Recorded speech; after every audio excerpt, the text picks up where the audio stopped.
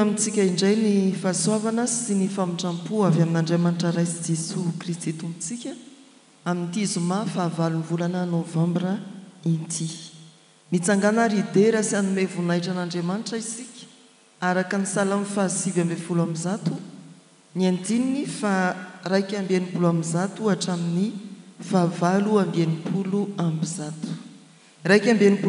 2:100 9:100.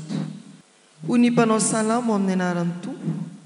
na dia ny mpanapaka aza dia nanentsika tsy ahoantsy ahoana, nefa ny teninao no atahoran'ny foko.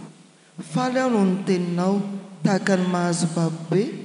Halako ny lainga ka ataoko fahavetavetana, ny lalanao no tiako. Impito isan'andro no hiderako anao noho ny fitsipika ao marina. Be fiadanana izay tia ny lalanao, ary tsy misy mahatafitohina azy. Miandry ny famonjenao a Jehovah ka mankatoy ny didinao. Mitandrina ny teny vavolombelonao ny fanahiko, ka tiako indrindra izy. Mitandrina ny didinao sy ny teny vavolombelonao aho, fa ny lalan-kalehako rehetra dia eo anatrehanao. Amen. Dia hivavaka isika. Isaoranay ianao Andriamanitra, hoe nisaoranay satria akaiky ny anaranao. Misaotra fa na dia eo aza ny zavatra manahirana samihafa, eny mety endrika ny fanenjehana amin'ny fomba mivantana na ankolaka ny amin'ny fiainanay kristianina, dia mbola namoa ny fo sy ny saina ary ny fanahinay ianao, ka tsy namelanay ho tafandrimandry tany amin'isa toko hatramin'isy anay, fa nitondra anay eto amin'ity toerana ity. Dia hampahery anay ianao mba handinika ny teninao, iainanay ny toe-panahy araka anao Andriamanitra. Kanefa mialo izany ry Tompo, indreto izahay miondrika ampanetretena eo ampototry ny azo fijalian'i Jesosy Kristy indray, mitondra ny tsy fahatanterahanay, ny fahadisoana vitanay no ny fandikanay, ny didy sy ny sitraponao masina. Indreto izahay manantena ny feonao, ny feo mahafaly avy aminao, manonona famelan-keloka, ary raisinay amin'ny fahatokiana izany. Indreto izahay manantena ny asan'ny fanainao masina, mbola hampianatra ny fiangonanao hitombony amin'ny finoana sy ny fitiavana ary ny fanantenana. Amin'ny anaran'i Jesosy no hanonanay ny vavakay. Amen. Mbola hivavaka isika. Eny raha eo tonga eo anatrehanao izahay manavao fanolorantena, ary te hitombo koa amin'ny fahalalana marinanao amin'i Jesosy Kristy. Eo anatrehana izao soratra masina izao dia mangataka ny fahazavan-tsaina avy amin'ny fanainao masina izahay, mba hitanay zava-mahagaga ao amin'ny lalanao mandrakariva. Amin'ny anaranao Jesosy. Amen. Angamba tsy misy tokony ho lazaina intsony ny amin'ny bokin'ny Romanina raha amintsika reto, fa handeha hamerindesina kely ary sika. Bokin'ny Romanina 9 Paoly, sompotry ny reformasiona, fanandratana ny atao hoe finoana.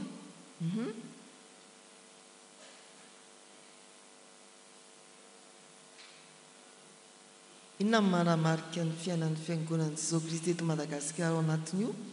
Misy andin-tsoratra masina anankitelo no menantsika. Synodà lehibe, marina amin'ny finoana no velona.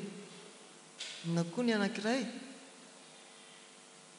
fanantenana no hamonjena ny mino. Ina ny anankiray, anjaranareo sisa mitady azy fa anakiroa ny lazaiko.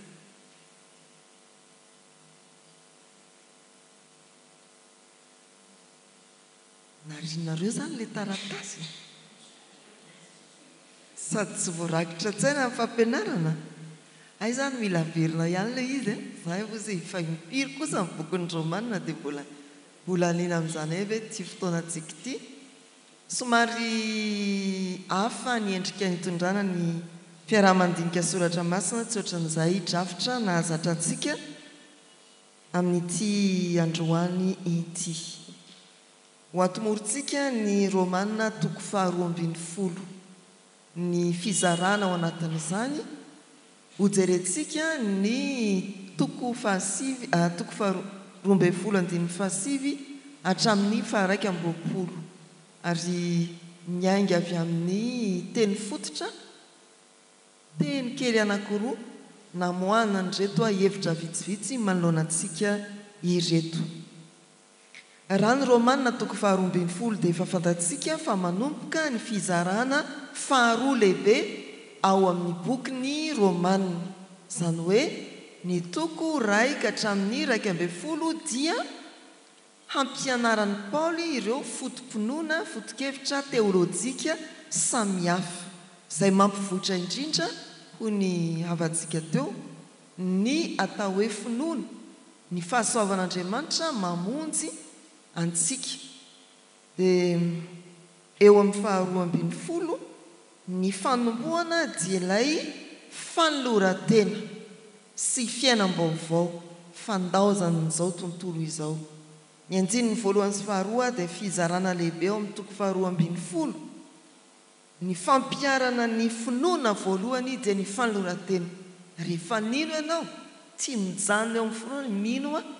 fa tonga amin'ny fanoloran-tena sy ny fanompoana an'Andriamanitra, tonga amin'ny fanaovana asa fanompoana. Ny finoana dia miteraka fanoloran-tena ho amin'ny fanompoana araka ny fiampanaran'ny Paoly ho fampiarana ny fampianarana ny olona mino dia manolo-tena. Ny olona mino dia manana fiainana vaovao mandao sy mandà ny fanaon'izao tontolo izao ary manatanteraka ny sitrapon'Andriamanitra.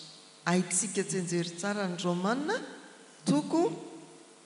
12 andininy voalohany sy faharoa. Mbola ho tsapaina indray ve mifahaizantsika an'izany? Daholo averina kely koa amin'izany.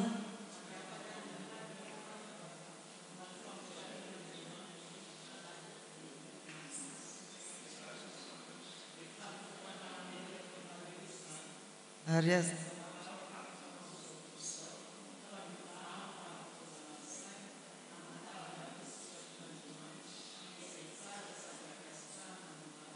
io ilay nitenenina tamintsika hoe misy anankitelo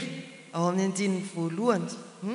Mangataka aminareo ary rahalahy mba hatolotrareo ny tenanareo ho fanatitra velona masina sitrak'Andriamanitra dia fanompom-panahy mety ataonareo izany. Ao amin'ny faharoa ny tadidiana azy dia ny hoe aza manaraka amin'ny fanaon'izao tontolo izao fa miovà amin'ny fanavozana an-tsaina hamantaranareo sitrapon'Andriamanitra dia izay tsara sady ankasitrahana no marina.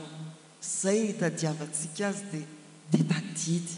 Misy anankitelo miarakaraka izay ao amin'ny faraparana, anankitelo miarakaraka amin'ny faraparana. Dia ny tapany faharoa amin'ity toko 12 tia hitantsika eo amin'ny andininy fahatelo hatramin'ny fahavalo, izay manentana indrindra ny amin'ny anatanterahana ireo fanompoana ampitiavana sy amikitsipo. Ohatra ny hoe voarentsika tamin'ny raharaham-piangonana miantso ireo mpampianatra nao fampianarana tohana koro dia ny hoe izay mampianatra dia aoka ho amin'ny fampianarana izay manino mba mijerena santionany amin'ny Romanina toko 12. Raha fanompoana ao amin'ny fiangonana dia aoka ho amin'ny fanompoana, raha mampianatra dia aoka amin'ny fampianarana, raha mananatra dia aoka amin'ny fananarana, ataovy amin'ny fahamatorana ilay fanompoana. Rehefa nanolo-tena isika dia manolo-tena tokoa. Izay ilay fizarana faharoa ato amin'ny toko 12 andininy fahatelo hatramin'ny fahavalo, manao ny fanompoana araka ny tokony ho izy, ny fiainam-panompoana miaraka amin'ny fiangonana. Ny 9 ka hatramin'ny 20 izay ny fandarana mofinaina dia ny fiainam-piarahana monina amin'ny hafa. Ahoana ny fiarahantsika monina amin'ny hafa? Manomboka eo amin'ny andininy 7 hatramin'ny 20. Ery ambany dia mbola ho jerentsika izay izarana n'izany. Na ho ary ho diniantsika ity texte mofinaina ity ny drafitry ny sivy hatramin'ny 1 ilay fizarana fahatelo ao amin'ny toko faharoambin'ny folo dia tahaka izao hitantsika eo. Ny andinin'ny fahasivy dia miavaka ilazana ny hoe fitiavana tsy amin'ny fiatsaram-belatsia, fitiavana madio, tsy ivelambelany, tsy saritsariny. Miavaka eo ny andinin'ny fahasivy iny. Ny andinin'ny fahafolo hatramin'ny fahatelo ambin'ny folo dia ny fiainana ny fitiavana eo amin'ny sampino sika mpianakavin'ny finoana, ny fifankatiavantsika. Ny andininy faefatra ambin'ny folo hatramin'ny fahaenina ambin'ny folo dia ny fifandraisana amin'ny hafa amin'ny fitiavana, ary ny fahafito ambin'ny folo hatramin'ny faha 20 ahoana ny atrehana amin'ny mpitiavana ireo manao ratsy ny tenantsika, ireo manao ratsy amintsika, ahoana ny atrehana azy ireny amin'ny fitiavana. Samy hafa ireo.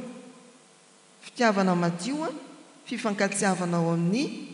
mpianakavin'ny finoana, ny fiatrehana ny fiarahamonina tsotra izao amin'ny fitiavana, ny fiatrehana ny nanao ratsy amintsika amin'ny fitiavana.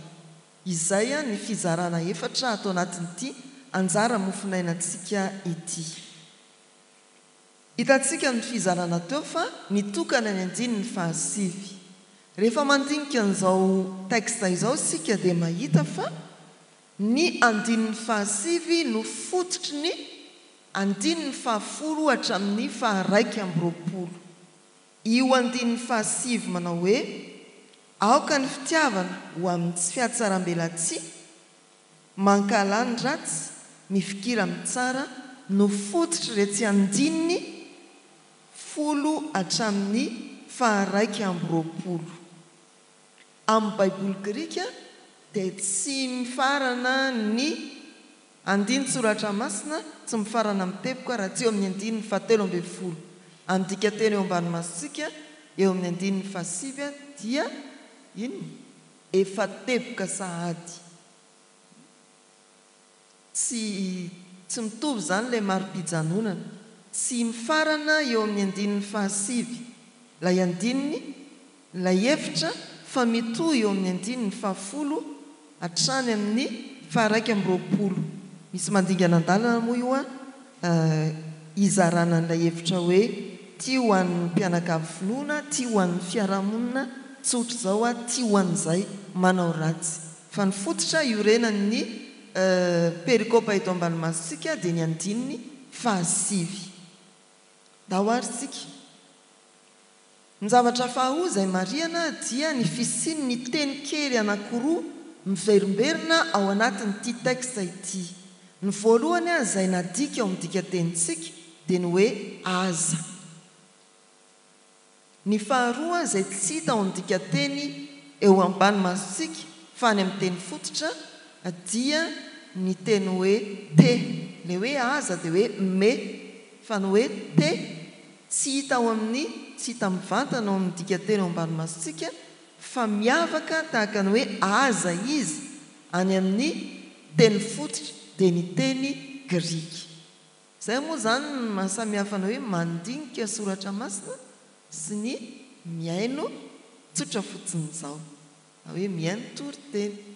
Ny mpitoriteny zany mazana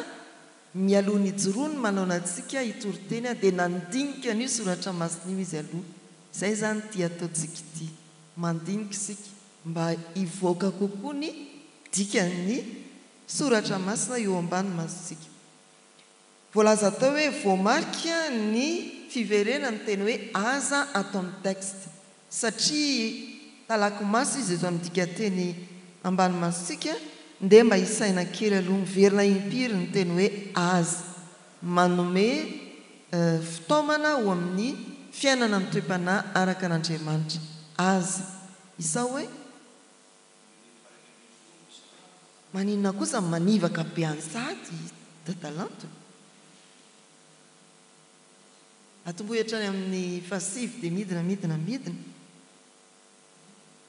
Eny ary 120 ny voalohany.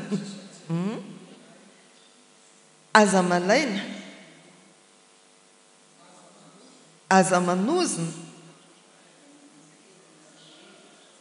alohan'io aza mihevitra izay avinavina aza manao ny tenanareo hoendry aza mamaly ratsy dia miverina indray aza mamaly ratsy dia mifarany 20 aza mety ho resiny ratsy ianao firy zany le izy fito a ny teny hoe aza raha amin'ny teny fototra izy a dia hoe me tsy hitako moa izay nanaovana an'le eo amin'ny me fa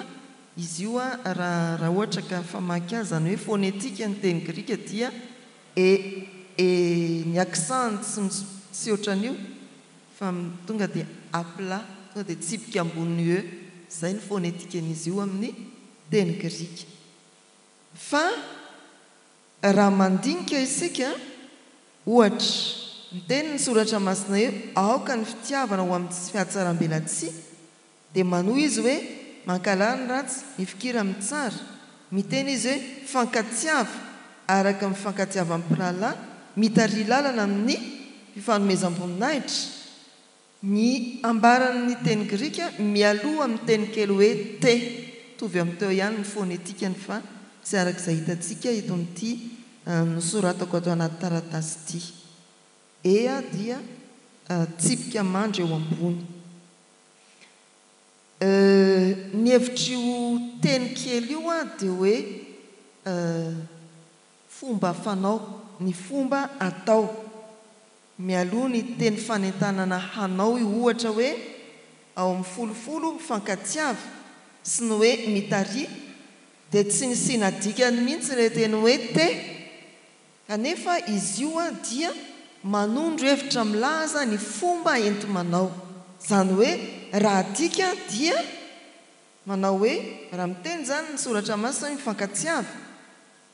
azo ampifanohizana amin'ilay andiny fahasive aoka ny fitiavana tsy ho amin'ny fahatsaram-belatsia dia azo fanohizana hoe amin'ny fifankatsiavana araky ny fifankatsiavan'ny mpirahalahy dia mbola azo tohizana amin'ny hoe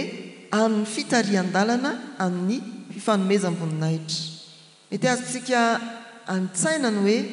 matotsy tsy napetraka eo ilay tena dika ny ara-baky teny dia somary mavesabesatra ilay fehezanteny raha hovakiana satria hoe amin'ny fifankatsiavan'ny mpirahalahy dia miverina indrony hoe amin'ny fitarian-dalana amin'ny fifanomezam-boninahitra dia manjary ohatrany hoe sarotra ny famakiana ilay soratra masina satria amin'ny fomba enti manatanteraka n'ilay fitiavana tsy amin'ny fihatsaram-belatsia zany no hoe amin'ny fifankatsiavan'ny mpirahalahy amin'ny fitarian-dalana amin'ny fanomezam-boninahitra izany no anehoana n'ilay fitiavana tsy amin'ny fihatsaram-belatsia endriky ny fifankatsiavan'ny mpirahalahy ary fitarian-dalana amin'ny alalany fitarian-dalana amin'ny fifanomezam-boninahitra ndao hifanome voninahitra fa tsy fanala-baraka tatak'izay zany hevitra io rehefa tena loharana any amin'ny dika teny any amin'ny fototra any amin'ny baiboly grika dia ohatra tak'izany koa ny andininy 520 raha vakitsika ny dika teny eo am-pelatanantsika dia manao hoe 520 ry malala aza mamaly ratsy fa omeo lalana ny fahatezerana no hoe omeo lalana ny fahatezerana dia mazava kokoa raha ampidirina ilay hevitry ny teny kely hoe te tonga hoe aza mamaly ratsy aza mamaly ratsy dia nytoyny hoe amin'ny fanomezan-dalana ny fahatezerana omeo lalana any zany hoe roa ihany ny fahatezerana voadika ihany izy ao amin'ny dika teny malagasy fa ilay fomba tsy hamaliana ny ratsy mihitsy zany a no tian'ny baiboly grika tenenina no hoe ny fomba tsy hamalianao ratsy a dia fanomezanao lalana ny fahatezerana ndeha atao hoe amin'ny fiteny fiarahamonina ankehitriny dia hoe aza makaela tsisy tokony vakianao aloha amin'izay mety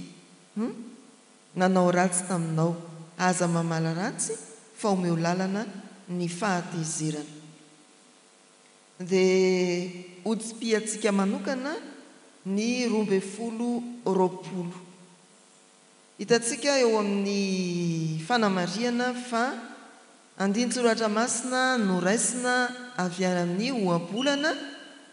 5 raika 2 izy io. Ravakitsika dia izany tokoa ny voasoratrany. Inona no hoe mametraka vainafo eo an-doha amin'ny toetsaina, satria ohabolana zany no nafindra aty amin'ny Romana, zany hoe tena toetsaina Hebreo io soratra io fa tsy toetsaina Romana. Amin'ny toetsaina Hebreo ny hoe vainafo dia milaza fanafahana na fanasitranana. Raha miteny zany eto mamerina nyity teny ity, i Paoly apôstôly dia te ilaza hoe rehefa mamaly tsara ny nanao ratsy anao ianao dia manafaka azy toy ny hoe mamela sy manasitrana azy. Tovidika ihany zany. Manasitrana dia lazaina koa hoe mamonjy na mamela heloka, zany ny dikany. Dia hitantsika eto zany hoe rehefa mamaly tsara ny ratsy nataon'ny olona isika dia manjary afaky ny olona sitra ny olona toy ny milaza koa zany hoe avela heloka re izay nanao ratsy taminao. Zay ny dikany hoe mametraka vainafo, fa tsy hoe mamita sarina fatapera-bena ry toka dia hoe iny maheo ny lohanao, fa tena hoe fanasitranana, famelana, fanafahana azy. Aza azona ao anatin'ny fahatezerana izy fa omeo fahafahana sy fanasitranana, ametrao vainafo eo an-dohany. Eny fa raha alaina ara-baky teny dia hoe rehefa valitsika soa ny ratsy, ny olona nanao ratsy dia mikikika mihitsy fa ahoana mihitsy ary ty olona ty. Tena mba mieritreritra ihany izy hoe tena tsy laitra mivala mihitsy zany olona zany. Efa asiana ny akavia fialahy, inona koa mbola tianao tao, ino ny akavanana raha ilay, alaina ny akanjo mbola misy ty raha toka mbola ilainao. Izany mihitsy ny fiainana kristianina. Raha ny tanisan'ireo toe-panahy be dia be ireo ity anjara mofinainantsika ity dia miantso antsika ny hoe amin'izao volana Novambra izao ihany ny toe-panahy araka an'Andriamanitra. Nisaintsika teo ny aza impito, inona amin'ireo mbola tsy tratranao, ary indrindra moa ireo fitaomana, ireo fanomezana fomba enti-miaina ny fitiavana tsy misy fiatsaram-bela tsy, inona amin'ireo fa tena be dia be ireo. Za tsy nahavatra nanisa ihany fa kamoana farany, dia ilay akamoana zany any amin'ilay tsy voaisako mety tsy tanteraka, fa vitaitsika hatramin'ny farany. Hoe inona ireo fandrarana aloha me azy, ary inona kosa ireo fomba enti-manatanteraka ny fitiavana tsy amin'ny fiatsaram-bela tsy, na fitaomana iaina ny fitiavana tsy araka ny tsy amin'ny fiatsaram-bela tsy. Dia be mihitsy izy ireo, ary tsy maintsy iainantsika satria mianatra an'izany sika amin'ity volana Novambra ity. Aza velan-dalo fotsiny ny volana Novambra, aza velan-dalo fotsiny ny anjara mofinainantsika isan'andro mba ahafahantsika mitombo amin'ny fiainana ny toe-panahy araka an'Andriamanitra. Dia manasa antsika ny havana hitsimpona ny hoe ampianareo aho zany fa tsy miandry valinareo amin'ity inavy ireo toe-panahy araka an'Andriamanitra. Izay hitao manatsika manomboka eo amin'ny 5 hatramin'ny 1 mankalany ratsy, mifikira amin'ny tsara,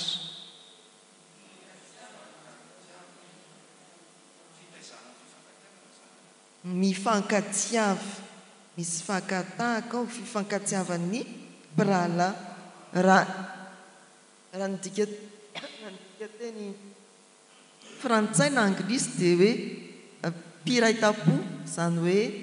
tsy mipirahalahy ihany fa frère et sœur zany hoe ataovy ohatran'ny fifankatsiavan'ny mpiraitapo mihitsy tia zany tsy hoe mpirahalahy le pino a raha ny dika teny fa ohatran'ny fankatsiavany raitapo moa matetika mifankatia rehefa mbola ao an-tranony dadasiny fa ndraindray misy ny sasany rehefa samy manatokantrano misy virus tafiditra ao iza tsy olazaiko anareo ry zareo le voaniditra voanganire lasa mampiadan'le mpiraitapo sady zany ny fiarahamonina fa ao atokantrano ny ray aman-dreny izy tena mifankatia tokoa mifanampy fa rehefa samy nanana mitokantrano izy dia izay ry samy nanana mitokantrano izy dia ngamba hitanareo ihany mitrangan-javatra eny amin'ny fiarahamonina ny amin'izany hoe lasa misy somary fisarana fa zay tia nalazaina eto zany dia ilay fiombonanay ny iraitapo tena ataovy ho toy ny ankonana iray mianara ny fianarany raitapo sika raha teo dia raitapo ao amin'ny tompo amin'ny alalan'i Jesosy Kristy zokintsika mianaran'izay alaivitahaka ny fifankatsiavan'ny mpiraitapo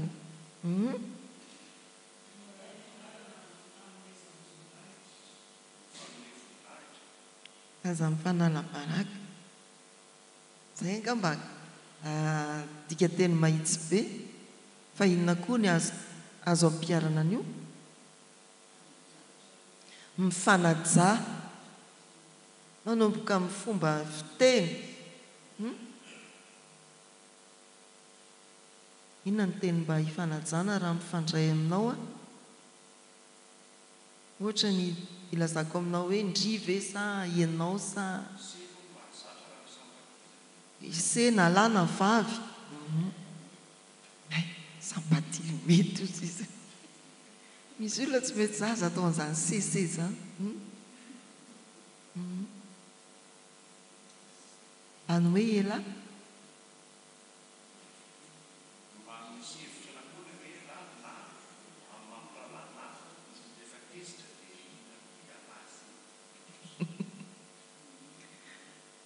fa rehefa tezitra ve tsy miteny mihitsy hoe inona koa izay ianao teny ihany ny olona fa malefaka kokoa le efa mingavingana rehefa hoe ianao fa rehefa elahy dia mahery vaika kokoa fa ndraindray koa izy io dia ifampiantson'ny ohatra hoe mpivady ao an-trano elahy lesy dia maniratsiran'le vady ve zany le olona misy koa zany a fifanakekezana tsy manambady indray no ome ato any amin'lahy aiza ny telefony teo any amin'lahy izy teo misy mpivady manao mampiasa n'io voambolana io ifaneraserana fa eo anivon'ny fiangonana izy io indraindray mandratra antsika vaokan'Andriamanitra mahita mpitandrina mifanao elahy ato mifanao elahy nefa zany na elahy dia ohatrany hoe fifanakekezana ozy ny namantsika ato hoe arakaraka ny fo entina mampiasa azy rehefa fotezitra dia lasa ampiasaina izy ho famingavingana anehoana fahatezerana rehefa fo feno fitiavana dia ampiasaina izy hifanakekezana kokoa dia arakaraka ny contexte ve zany arakaraka ny fo entina mampiasa tokoa ve fa izay ilay hoe fifanomezam-boninahitra dia tsy anjarantsika foana reny no mitsara hoe reto to mifanao elahy fa mingavinga ilay mpitandrina fa betsaka tsika voakan'Andriamanitra somary variana hoe mifanao elahy ilay pastery indray koa ilay pastera vehivavy ataony ndry dia gagina re pastera anayko ataony ndry ilay hoe iraitapo dia mifanakaiky eo dia inona koa andao elatsika iny fa mifanomezam-boninahitra aza mifanarabaraka aoka hifanaja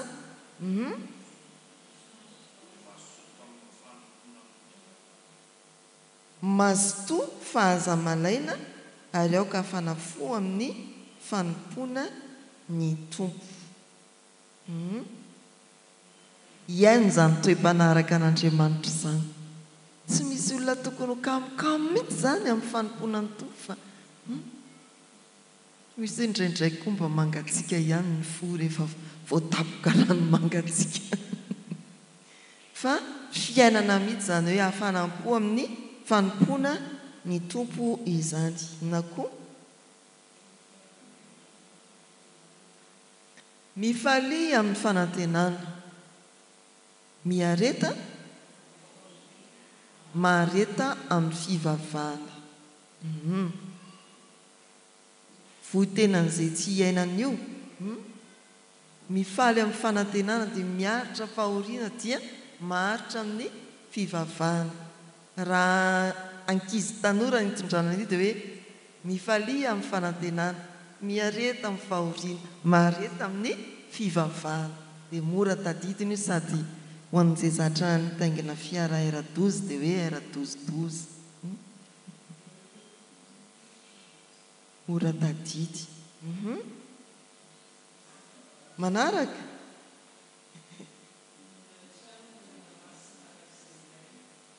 firy aloha hatreto e io ilay fizarana faharolo zao io 11-13 dia efa firy sahajiny eo miantrano olona masina arak'izay ilaina mazotoa mampiantrano vahiny ity dia tena tokony iainantsika ho tsarotsika amin'izao fotoana mahasarotra ny fiainan'izao miantrano olona masina arak'izay ilaina mazotoa mampiantrano vahiny varavarany betsaka izao dia tonga dia grille de protection daholo dia raha ohatra ka miresaka dia ohatrany hoe mamanginina ilay olona vahiny mangatra ny tiako dia elanelan'ny grille de protection dia elana amin'ny tamboa dia mbola misy ino grille de protection sakatsakana be mihitsy vao tonga ao an-tranony olona anankiray ianao amin'izao fotoana izao tamboho dia mbola misy vy maranitra dia rehefa avy eo tonga eo am-baravara mbola grille de protection miakatra ny tohatra indray mbola hidim-baravarana telo manefatra sarotra mihitsy zany zao ny mampiantrano vahiny azonareo tena sarotra zany hoe mahazo alalana hiditra ao an-trano zany ny olona anankiray eny ambavady aloha dia fanontaniana maromaro naninona ty hamangy ny dadatoa fa ngadadanareo sy neninareo tsy niaraka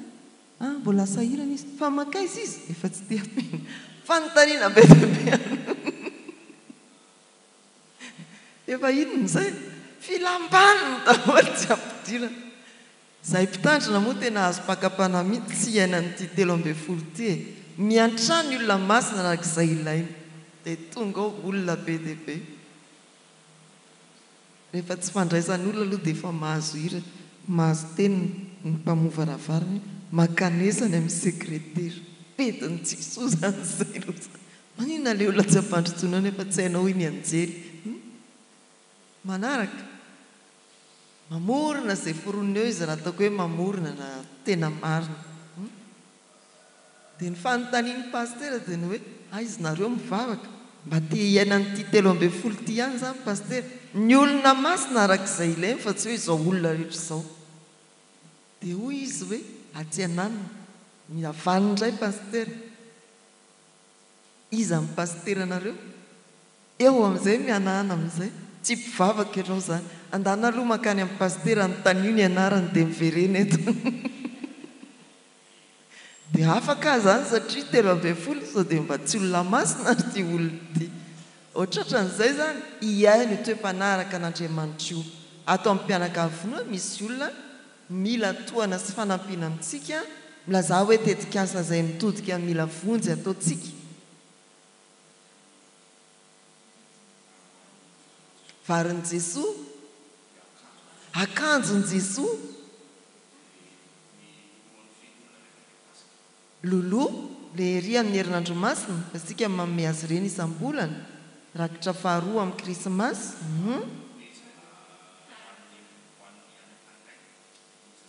zazakam-boty antangaina fantatrareo amin'izay zany fa iny zany dia fiainana ny R12-13 dia tsy tokony hoe malaisika inona ndray ary ty sobika besaky ny herinandro masiny ty fa mbola tsy ampy foana ve le akanjo Jesosy nefa izy io tsy namena indray mandeha azy hatramin'izay firy tomaty zay fa nga mbola misy mila akanjo foana mpanangona koa moa dia faly anangona fotsiny rehefa tonga ny fizarana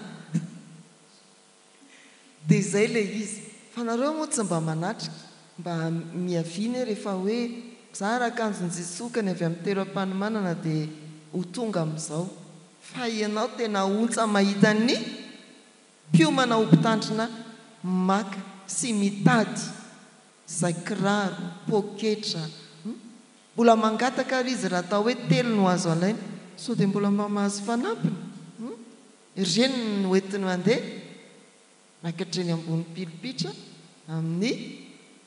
fizaran-draharaha ireny ny entiny mamangy ireny azonareo ve fa tsy hitantsika mantsy itsika tsy mba fady Ramatoa Francine sy Olga sy Iza olona telo ihany ny hitako aiza moa le R 12-13 no andeha lalasatsy fa tena tokony hitantsika zany hoe ino zany ho anareo voameran'ny fananana na ny fipizaina tokony voarakitra tsara dia ohatra hoe amin'ny bazary fitiavana mba aseho sary eo jerorona tsara ny fianam-piangonana zany ny olona ny ataony ireo zany fizarana fitafiana izany ireo zany fizarana varin' Jesosy zany tsy voatery ho hita le olona fa hoe ireo dia tapahana ny lohany mba hiarovana ny zony dia hoe ireo le izy ohatrohatra zany tsy manina koa raha atao miserana kely fotsiny dia tsy hita hoe reto le olona fa maninona koa moa isika menakavy ihany io dia tsy maninona toeram-panomanana iny mandalo tsy tadidinao akory ny endriny afa-tsy izay tena nanaitranao indrindra ohatra hoe tsy nanambady ianao dia tsy manambady koa zany taitra teo vazivazy daholo zany fa tiana olazaina dia hoe ity romanina 12-13 tia dia efa hiainantsika saingy fantaro tsara hoe ay ve zany miantrano olona masina arak'izay ilainy mazotoa mampiantrano vahiny tena sarotro zany sarotra manatanteraka zany amin'izao fotoana izao ny fisian'ny olona maro to misoloky mamorona zavatra mba hazahoana ny fandriam-pahalemana tsy hafanao mampandroso izany hoe misy an'izany hoe misy olona ohatra hoe avy any Fiadanamanga hono tratrariva dia mangataka toerana natoriana ary pastera misy zany eto inona ny atao amin'ny pastera tsy misavaka ara-panondro fa tsy teneniko fotsiny ny karakara fiangonana hoe asaivo makany amin'ny ivotoerana izy satria tsy azo antoka mihitsy tena Fiadanamanga ve io fa ny synodam-paharitany no afaka alala hoe tena izy io afaka hamantatra n'izany koa azonareo ve dia vahaolana zany zay fa tsy hoe alefanao fotsiny izy fa omenao vahaolana hafa izy rehefa tsy afaka na mahaolana ianao fa mila fahamalinana zany ny fanatanterahany 12-13 misy an'izany hoe mitondra taratasy izy dia misy tomboka menamena mazava tsara milaza fa mila fandidiana jerenao ny daty efa tamin'ny herintaona dia nanangona nandritra ny firy-taona izy zany izy mila fandidiana io ity koa zany tantaraiko anareo no hoe misy taona olona anankitelo laza hoe Mona Marinina tondra taratasy avy amin'ny fokotany izy dia napandry soko satria moa zany hoe Mona Marinina ngamba miavaka samy miavaka zany raha fahavoazana napandry soko tia ny taratasy jereko tsara ny taratasy aizy nareo mivavaka tsy maintsy izay foana fanontanian'ny pastera ao amin'ny 67 iza amin'ny pastera nareo mbola tsy tao sady manao baikomona telo vavy izy mirijarija be aiza mivadinao miasa mitatitra mofo atsisotry aiza mivadinao miasa bataetana atsisotry ay dia mitoyany hoe fa maninonareo mbola tsy mivavaka ovininareo ny teto dia soratana taratasy zany fa tsy mahay baiko mona dia manoratsoratra ratsy soratra eo izy fa ela be mihitsy zareo tao tsy hitako mihitsy zay elana taminy izy raha teo efa nahazo toerany daholo fa raha natsoko ilay mpanao raharaha ohatrano avy aty loha vetivety dia nanoratako taratasy mijanona eo ianao fa tsy hitako izay hevitra amin'reto olona reto satria hitanareo anareo izay tao anatin'ny birao raha hivoaka hamoaka olona dia tsy maintsy ao ariana koa ilay olona telo vavy be matanjaka be izy tiaka ataon'indray mifatotra ao ilay olona ary manao raharaha mieritreritra fa mandray olona paster izany ny mahasatra ny R12 janona eo aloha ianao fa tsy hitako reto olona reto dia izay avao namoaka azy raha tsy tonga ilay olona satria tena nanjarina tao hatrao hoe tiaka fatoran'reto olona reto dia atsy ny efitrano dia ao daholo ny rehetrarehetra na dia ilay fitaovana eo amin'ny latabatra eo ihany ary dia efa voaka moramora izy dia hoe avy any amin'ny paster reny dia ohatran'izay ry havana ny tiana olazaina dia hoe sarotra ny ainatsika ny toe-panaraka an'Andriamanitra kanefa voalaza io dia miezaka isika nefa koa manatanteraka izany amin'ny fahamalinana amin'izao vanim-potoana iarahantsika miaina ankehitriny izao dia raha mbola manohy ihany isika misaora izay manenjika anareo misaora fa aza manozina tsy misy resaka latsaha mivaratra mihitsy izany ty fiainantsika kristianina ity tsy misy fa tena hoe misaotra ay misaotra ny amin'ny nataonao misaotra ny amin'ny vitanao misaotra fa nahazo gado kely indray amin'ity androany ity zay misaora mahaiza misaotra amin'izay zavatra mety nano hitsohinanao nataony hafa misaotra anao Andriamanitra ny amin'ireny olona ireny indraindray koa izy ireny dia fanohitra sy zezika mampiroborobo anao fa tsy atao hoe mandetika anao foana dia amarana eo isika ry havana fa mitsipihana dia hoe raha jerena ireo fitaomana iaina ny toe-panaraka an'Andriamanitra araka ny voalaza mofinaina androany dia tena be dia be jereo izay azo tanterahana avy hatrany dinio izay mila fanatanterahana ao anatin'ny fahamalinana toy ny 7:70 evero anyezaka tsy maintsy mbola ataonao anatrarana na dia ny 7:70 hatramin'ny 120 ihany azy izay tsy vita ny olona tsotra nefa dia fatakina amintsika mpino ny 70 fiatrehana ny olona nanao ratsy tamin'ny tena dia mamarana isika hivavaka isika velom-pisaoranao zahay Andriamanitra no ny fotoana ny ombonana iteto misaotra ny amin'ny fahafahana nandinika ny soratra masina ka nanomezanao nay hevitra misimisy kokoa mihoatra noho ny mahazatra ny teninao ompiairezo izahay ampianaro izahay ampahareto izahay hitombo amin'ny fiainana ny toe-panaraka anao Andriamanitra be dia be ireo voalaza na ny amin'ny fandrarana fito na ny amin'ny fitaomana tsy hitanay no tany saina ampio izahay tompo mba hitombo amin'ny fiainana ireo toe-panahy ireo omeo anay koa ny fiarovana amin'ny fanatanterana ireny toe-panahy ireny amin'izao fotoana tsy misy fandriampahalemana sy mamaro ny fisolokiana izao tononay aminao ny fandaram-potoananay tsiraray avy izay fa fantatrao raha teo tamin'ny vavaka nataonay raha vao ny fo enganeo ho tanteraka iaraka ny sitraponao ireny ho fijoroana ho vavolombelona ary andraisanay koa fitahiana avy aminao mivavaka ho an'ny ankonanay izahay na izanaiza misy azy ireny hatrany amin'ny lavitra indrindra sy ny akaiky anay tompo avypetraka hivavijery ianao dia mitahi manomeza izay ilain'izy ireny miarova azy koa amin'ny lalaka-lehany fa apetraka eo am-pelantananao ny asan'izao fiangonana izao ny fiantrana ny olona masina arak'izay ilainy hitanao ny ezaka rehetra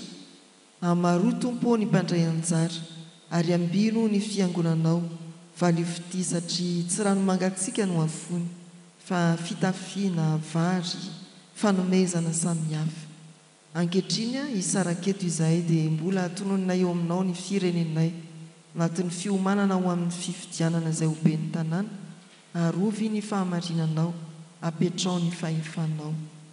rainay izay ny an-danitra ho amasinina ane ny anaranao ho tonga ane ny fanjakanao atao ane ny sitraponao ety an-tany ho tahaka ny an-danitra eo anay anio izay nasaza ao anay ary mamela ny elokay tahaka ny namelanay izay meloka taminay aza mitondra anay mifakapanahy manafahanay amin'ny ratsy anao ny fanjakana sy ny hery ary ny voninahitra mandrakizay amen. Raisoary nitsodraha mitononona amin'ny anaran'ny Tompo fiadanana ane ho an'ny dralahy ary fitiavana mba amin'ny finoana avy amin'Andriamanitra ray sy Jesosy Kristy Tompo ny fahasoavana ane ho an'izay rehetra tian'i Jesosy Kristy Tompontsika amin'ny fitiavana tsy mety levona amen. Petraka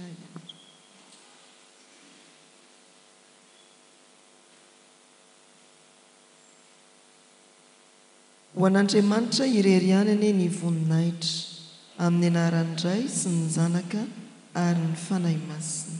amen.